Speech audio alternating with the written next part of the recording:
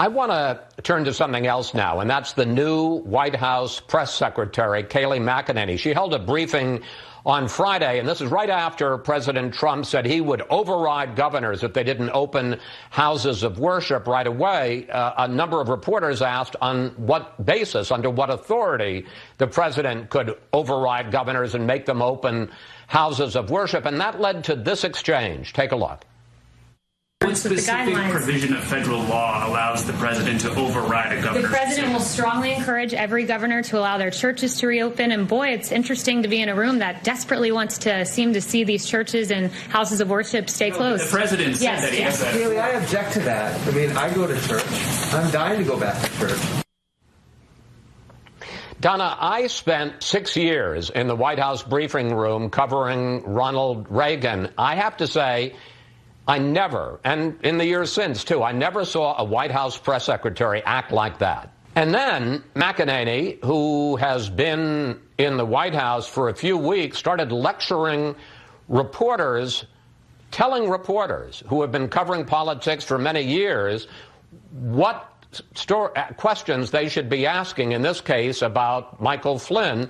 Well, it didn't take long for Fox News' Chris Wallace to lose his patience with Trump's new press secretary, Kayleigh McEnany, who has been on the job all of 6 weeks. And his breaking point came as McEnany opted to try and spin reporters' reasonable question about what legal right Trump has to, quote, override governors who refuse to bend to his will and allow houses of worship to reopen in defiance of social distancing guidelines. Because, and I just want to be clear here, Trump has zero authority whatsoever to do that. Just like he has no right to withhold federal funding to states like Michigan and Nevada because they haven't adequately suppressed the vote to his liking. And yet, rather than acknowledge this fact, Kayleigh McEnany instead did what every other member of this administration is known for and deflected to something else, making a question about a president trying to assume total power instead a segue into a culture war between the right and left.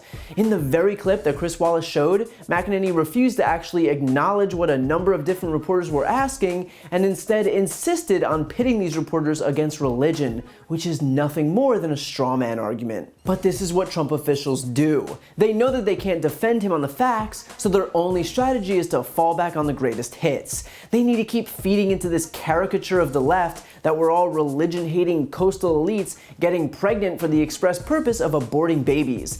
And yet in reality, when governors or other state officials enact restrictions on places of worship, it is to keep members of congregations safe. They're doing what Trump won't by taking steps to ensure that these people survive, because we know that houses of worship have become hotbeds for the virus. From Texas to Virginia to New York and everywhere in between, we've read stories about dozens of people contracting coronavirus from Mass or Sunday services, leaving countless Americans dead as a result. And so the answer here is clearly not to encourage a mass pilgrimage into our nation's churches and synagogues and mosques. It is to take the common sense solution of restricting large gatherings until the global pandemic subsides. Again, this isn't a war on religion, it's the opposite. It's making sure that everyone, religious people included, can survive so that we have long, full lifetimes of going to church or movie theaters or baseball games or whatever we want to do. We can have common sense and still be a free country with freedom of religion. Chris Wallace goes on to slam McEnany for diverting attention away from the pesky issue of Trump trying to subvert the 10th Amendment of the Constitution and toward Michael Flynn and the Russia investigation. And look, I'm not going to humor her conspiracy theories with an actual response. The Russia probe was warranted, Michael Flynn admitted he committed the crime of lying to the FBI, and no, Barack Obama was not involved in the greatest political scandal in American history.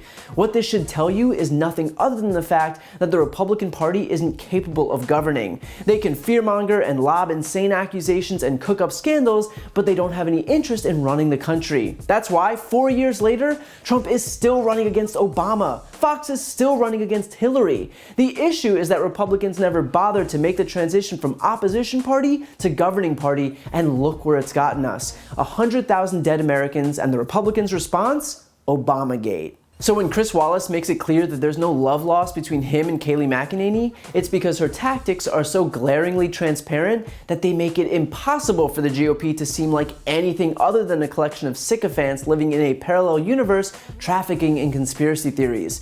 That even when posed with these simple, common sense questions, they can't bring themselves to acknowledge that reality and instead are forced to drive everyone's attention to the apparent real issue amid a global pandemic. Michael Flynn and Obamagate. Got it. Then again, you don't need to take it from me when even Fox News isn't capable of defending this president or his mouthpieces anymore.